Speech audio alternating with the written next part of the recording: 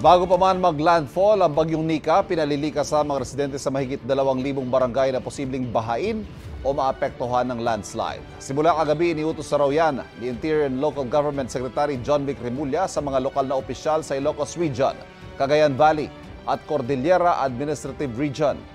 Tiniyak ng DILG na handang iba't ibang ahensya sa mga kakailanganing gamit para tulungan ang mga tatamaan ng bagyo.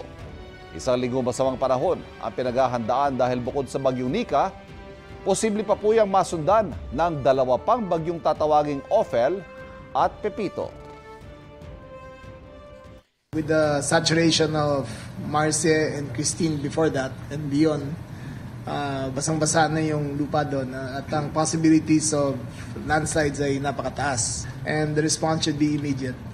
Again, we cannot state it enough that those 2,500 barangays are in the direct path of the storm, which we are expecting up to 600 millimeters, up to 700 millimeters of rain in the next 7 days.